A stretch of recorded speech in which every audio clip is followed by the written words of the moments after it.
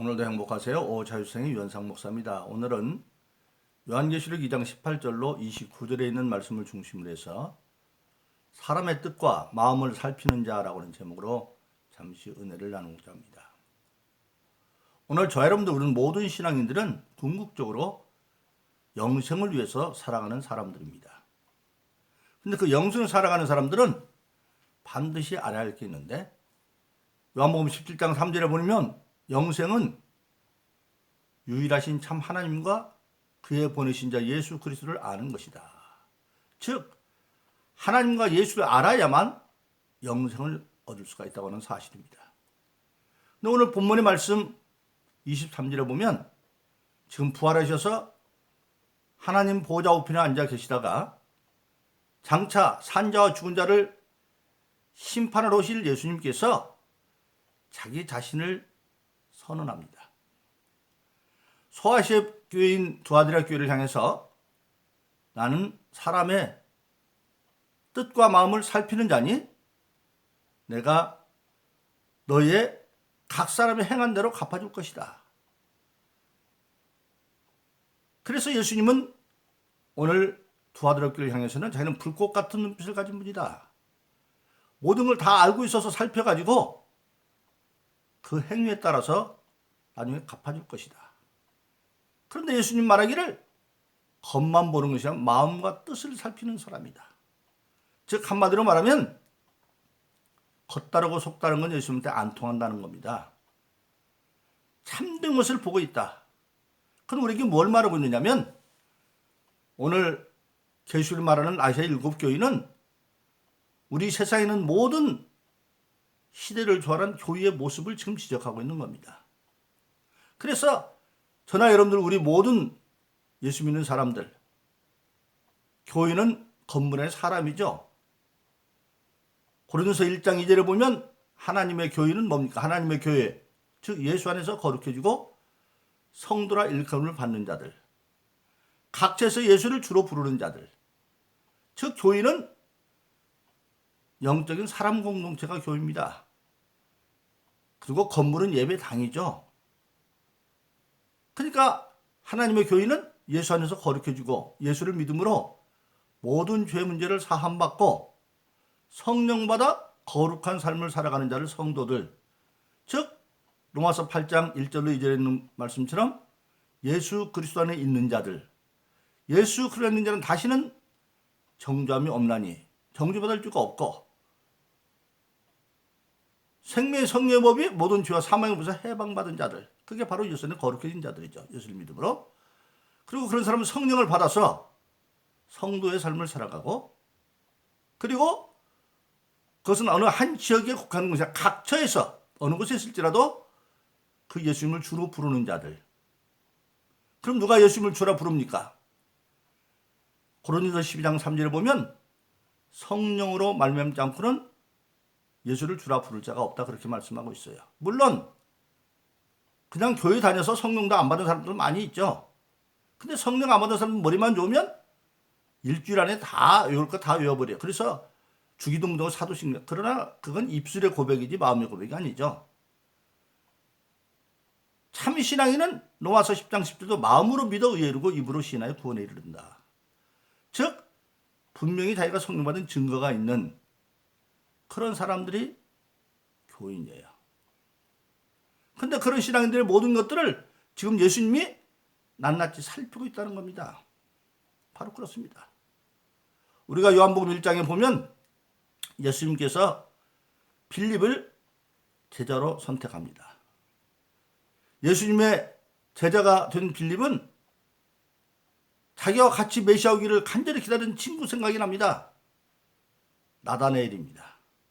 그래서 나다나엘 쫓아가서 허겁지겁 말합니다. 야, 우리가 기다리던 메시아를 만났어. 누군데? 나사렛 사람 예수야.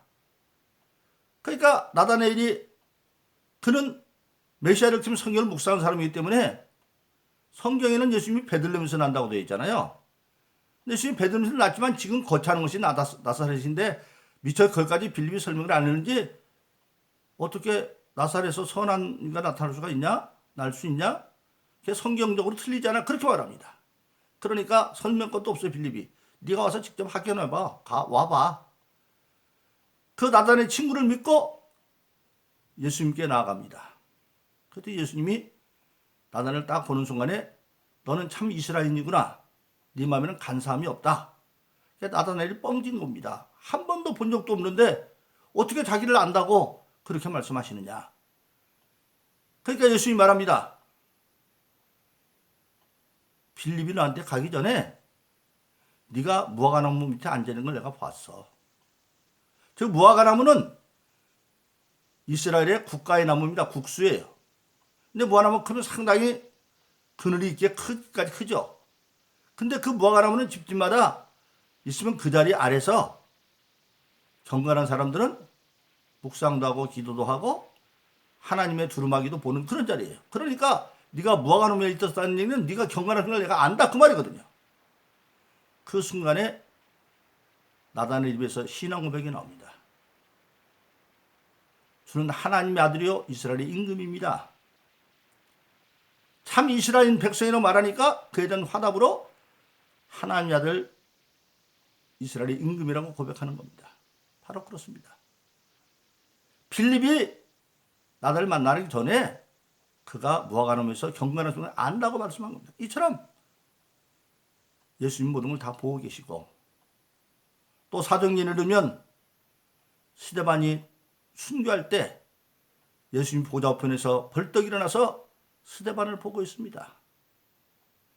그러듯이 오늘 저와 여러분들 모든 사람들은 예수님 앞에 다 드러난 존재입니다.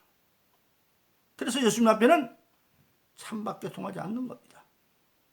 그래서 오늘 본문 요한계시록 2장 18절 29절에 있는 두 아들의 교회를 향해서 예수님은 자기를 선언할 때 불꽃 같은 눈빛을 가진 분이다.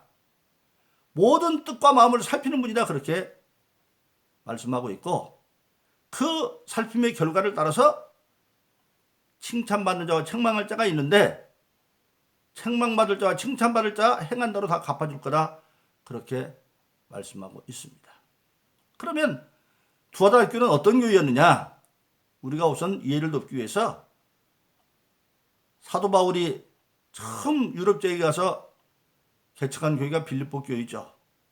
그 빌립보 교회 가서 거기는 회당 놓고 그러니까 안식일 날 강가에 나갔다가 거기 여인들이 있어서 전도하는데 첫 번째 전도도요 빌립보 교회의 개척 가정교회가 되어지는 자주장사 루디아의 출신이 바로 이 두아디라입니다. 근데 이 두아디라는 작은 도시입니다만 원래 그 무시아 지방의 수도가 어디냐면 버가모입니다. 버가모. 세 번째 아시아 교회로 찍는 버가모. 감독 안디바가 황제 섬기는 것을 거절함으로 펄펄 불꿀교만 노스의 황소 위에 얹혀서 순교했던 그 버가모 교회. 거기가 바로 무시아 지방의 옛날에 수도였는데 그 버가모가 평지에 있었기 때문에 적군이나 이런 게 쳐들어오면 방어하기 어려워서 그 동남쪽에 수비대가 주둔한 곳이 있는 그것이 바로 두아디라예요. 그런데 이때는 이 두아디라가 자주장사 루디아가 빌립보 교회 개척의 첫 멤버가 되는 것처럼 염색공업이 굉장히 발달해가지고 경제적으로 엄청나게 부흥하게 되어졌고 근데 그곳에는 역시 마찬가지로 제우스신의 아들 아폴론, 태양의 신 아폴론을 거기 많은 우상으로 섬겼고 그리고 또 하나는 뭐냐면 이 두아디라 교회에는 자칭 여자 선지라고는 이세벨 선지자가 와서 음행을 조장하고 있었어요. 그런 교회를 바라보면서 지금 예수님께서 말씀하는 겁니다. 그러니까 이 두아디라 지방은 염색공업이 아주 발달해가지고 조합도 굉장히 많아요. 그런데 그 조합에 모임이 있으면 반드시 회식을 하는데 회식을 할 때 바로 아폴론에게 제사한 재물들을 가져다 놓고 그걸로 음식을 먹고 그러고 난 뒤에는 반드시 우리나라 현지로 2차, 3차 가듯이 가서 여자들과 음행을 자행하는 그런 일들이 상식화되어 있었어요. 그래서 1차는 식사하고 2차는 술집 가고 3차는 환락이 여자들한테 찾아가고 그런 일들이 아주 상류로 되어 있었어요. 상류로. 그런데 만일 예수 믿는 사람들이 그런 거 조합에 안 하려고 그러면 그 조합에서 왕따를 따돌림 시켜버려서 사업을 못하게 만들어버렸어요.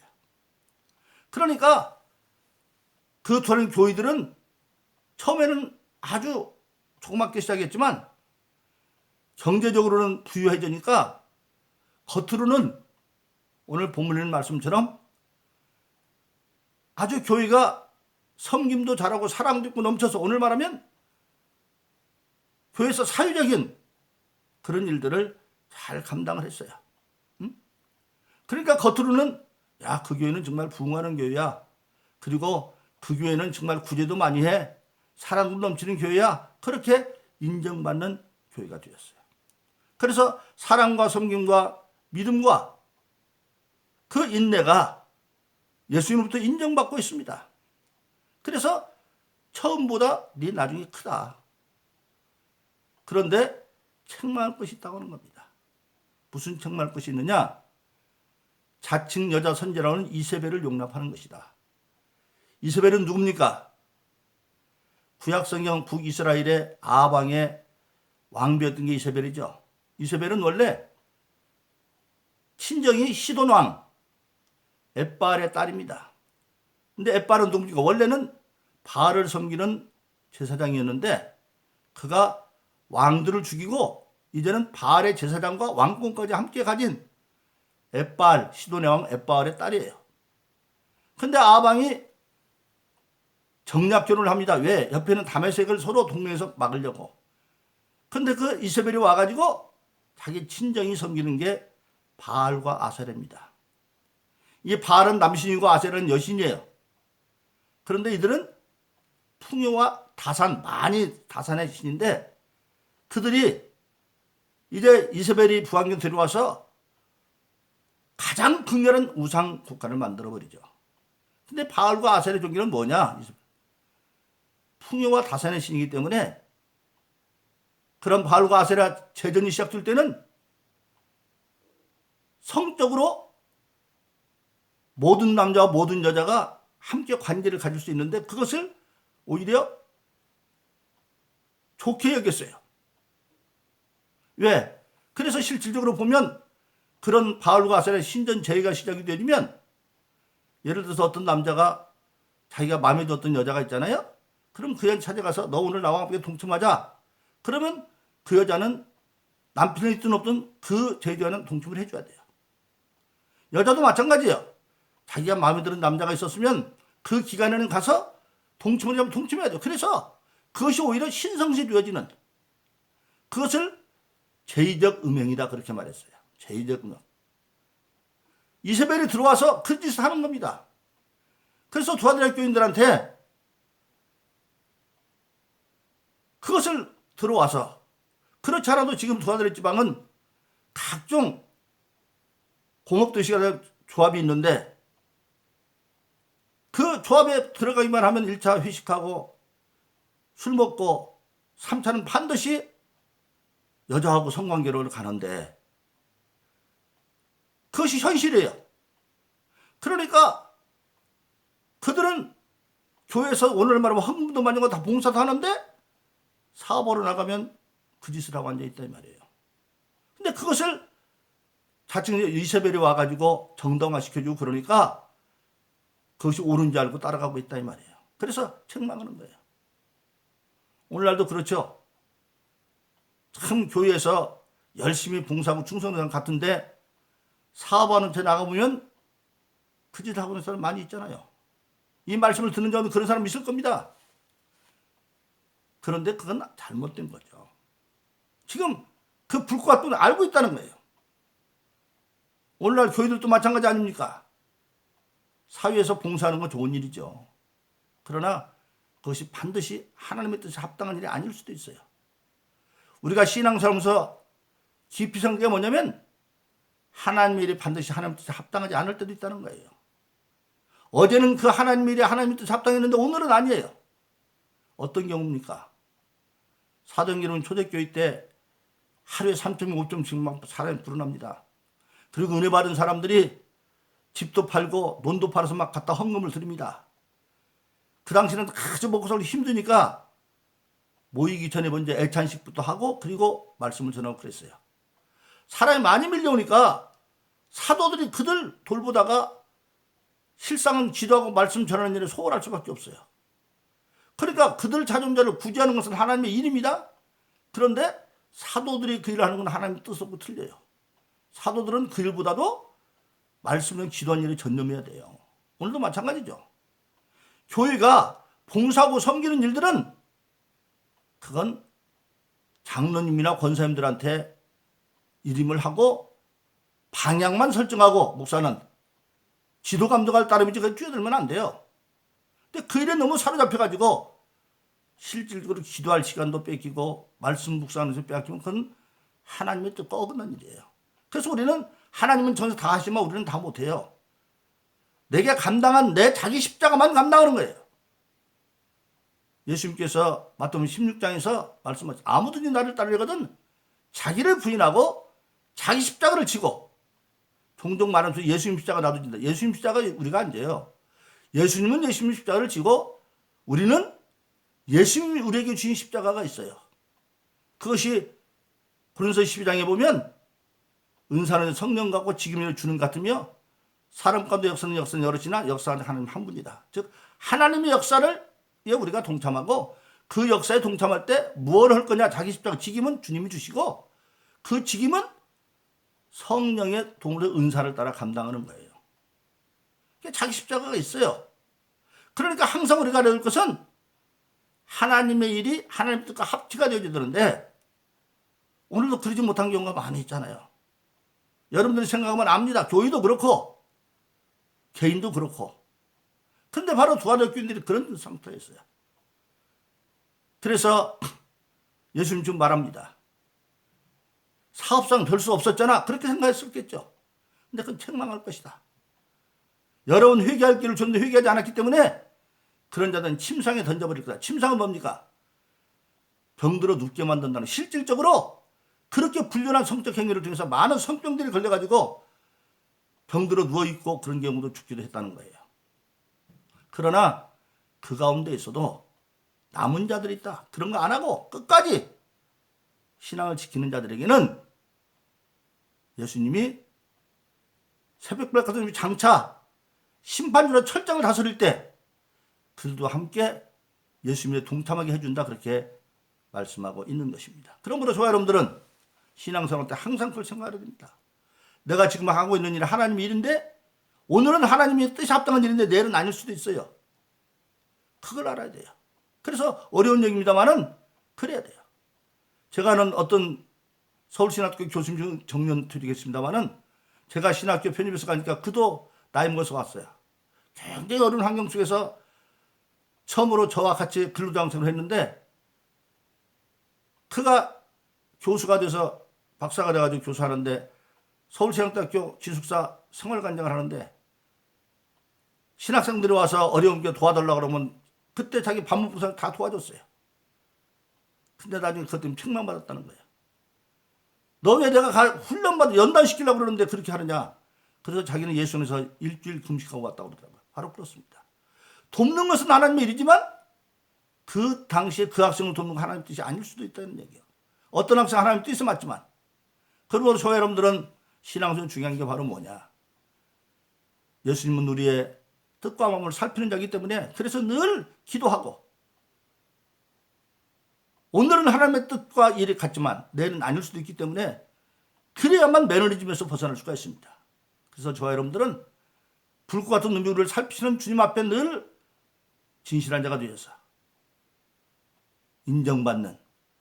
그래서 빌립보서 4장 8절 말합니까? 정말로 너희가 무엇이든지 참되며가 먼저예요. 참되며 경건하며 오르면데 참되며. 그래서 항상 진실한 여러분들이 되어서 책망할 수 없는 그런 신앙생활을 예수 이름으로 축원합니다. 오늘도 행복하세요. 자주생의 유현상 목사였습니다.